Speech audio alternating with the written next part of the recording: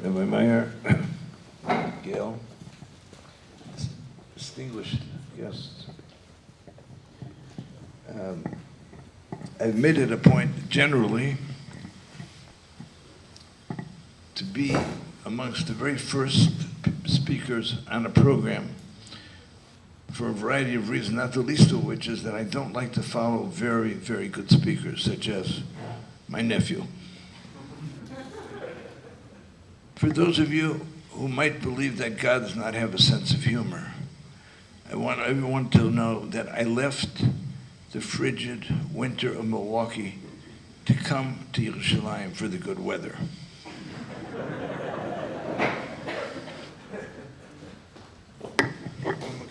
Okay.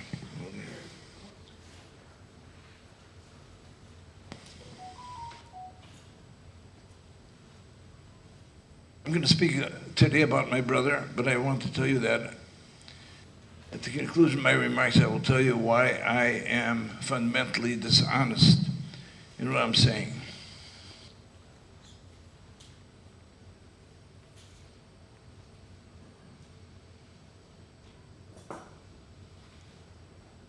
Life for most people might metaphorically be understood to be someone on a mountain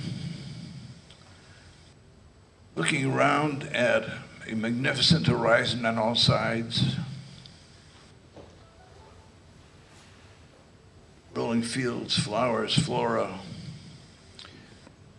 fruit trees, rolling hills and mountains and mountain peaks, snow-covered mountain peaks, all kinds of wildlife. It's an exciting world, a facund world, a green world, a world that's alive. And somewhere during the course of the middle years of my life, that was the case. I could look around, and on one side I had my very distinguished, revered parents, Aleichem Hashem, Zecheinu Livracha. I had all my brothers, outstanding, distinguished Torah scholars. I was married, had a growing family. And when I looked at one side of the mountain at what was the past, in a certain sense, that I was growing up in, and I turned around and faced the other side, it was a full visual and emotionally rich experience, full of sounds of laughter and a vision towards great things. And of course, as the years passed and I looked at one side of the mountain where formerly there had been some very formidable figures, some of the mountains disappeared. Some of the greenery disappeared. The landscape became increasingly more barren. And I would turn around and face the other side, and there were, Baruch Hashem, there were children, and then there were grandchildren, and there were great-grandchildren. Yesterday I had the Rebbe and I had the good fortune of becoming great-grandparents. So that's part of the mountain. That part of the horizon was and is, Baruch Hashem, very rewarding, very fulfilling, very colorful, full of lots of energy. But I hesitate to turn around and face the other side of the mountain. There are so many things that I love that are gone. So many things that I venerated that are gone. So many things that I love that are gone.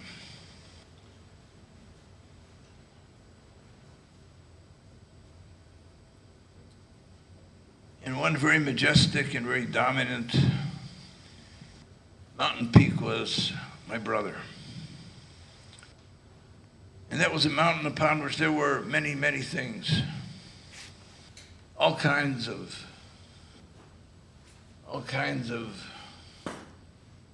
exciting and inspiring things. Great colors, great contours, lots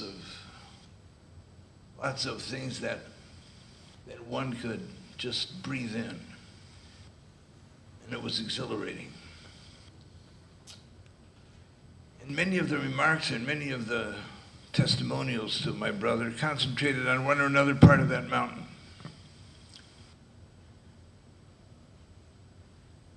I want to talk about one part of that mountain.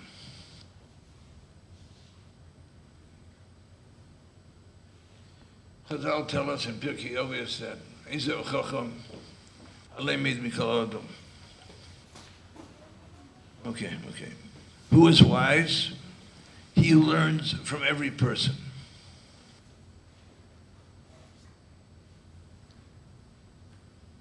I think one of the most interesting and fascinating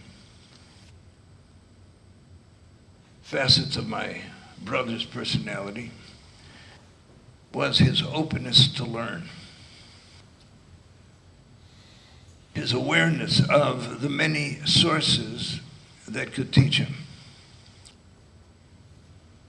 He learned a lot from his devoted wife, Gail. He learned much from our parents. He learned much from our older siblings. Our community in the 40s was a largely immigrant community. And my brother would speak often about some of the figures that were part of that community and the things that he learned from the immigrants, the ones who worked so hard to survive and keep Shabbos. And then in 1945, we began to get the survivors of the Holocaust. And my brother learned from the survivors of the Holocaust. My brother learned from his patients, drug addicts, alcoholics, gambling addicts, sex addicts.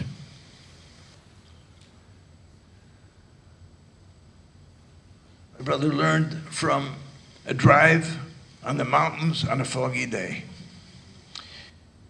And he related to me what it was that it taught him and what it enabled him to teach others. My brother learned from Charles Schultz and Peanuts.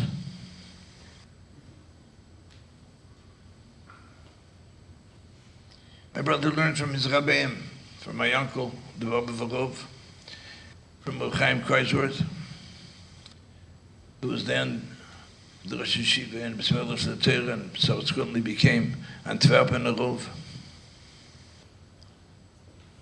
He learned from Chabad. And of course, he learned from Shas and Poiskim and Shulchan Aruch and Sifrei Chasidus and Sifrei Musar. There was nothing that he would not pick up from which to learn.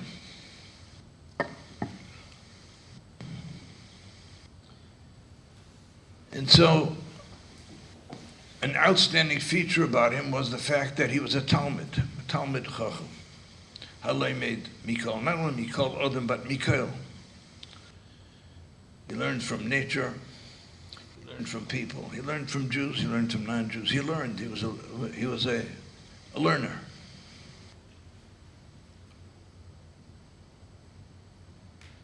And there is so much of life that could teach us, that are a metaphor for ways in which we can better ourselves. If we keep our eyes open and our ears open, and if we were charitable enough to believe that people have something to teach us.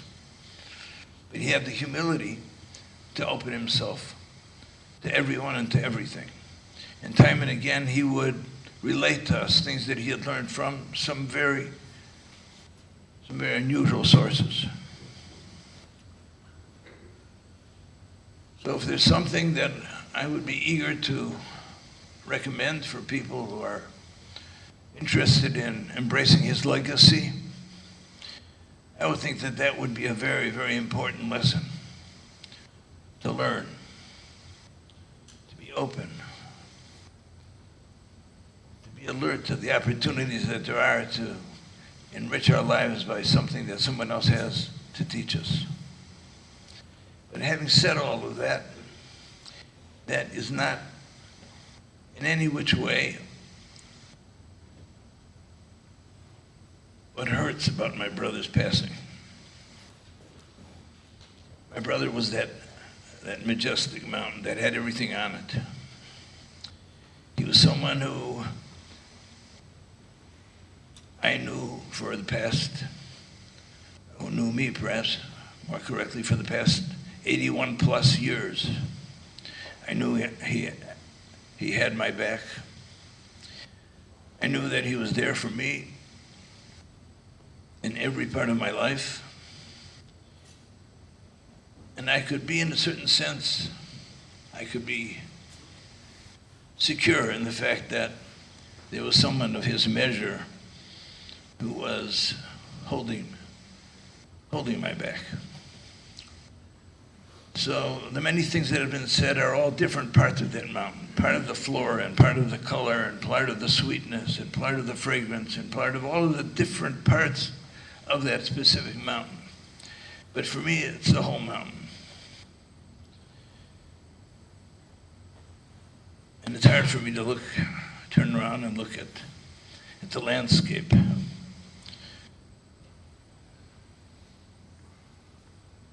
Where that mountain is absent, not just because of all of the specifics, but because of the entire mountain. I can't recommend that to you because it's very personal, very immediate.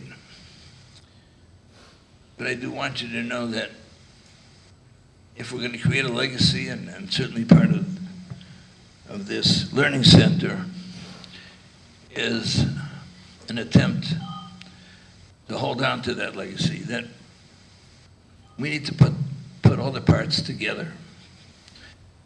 Not just the individual things that we hear about, but recognize that they are something that we need to integrate. And that perhaps is the greatest testimonial to him. It wasn't just that he learned, but that he integrated. There are many of us who learn. We learn Sifrei Musar, we learn Sifrei Chassidus, and we learn words of a Chazal. And perhaps some of us are even observant and we learn from addicts. But we don't do anything about it. It doesn't change our lives. My brother was changed. The things that he was responsive to, the things that he learned, were things that he integrated and made him a bigger person. Regardless of what it may be that we do to learn, the most important feature of all of that learning, of all of that awareness, all of that ability to see and to be inspired, is to do something about it. My brother did something about it and became the person that's being described here in so many remarkable ways. I'm grateful to Rabbi Myers and Mart Bar and the people who are behind this learning center. And hope that Bezras Hashem Yisbarach, that it will enable people to put the little pieces of puzzle together to make a whole picture, and that picture will change who they are and what they can become.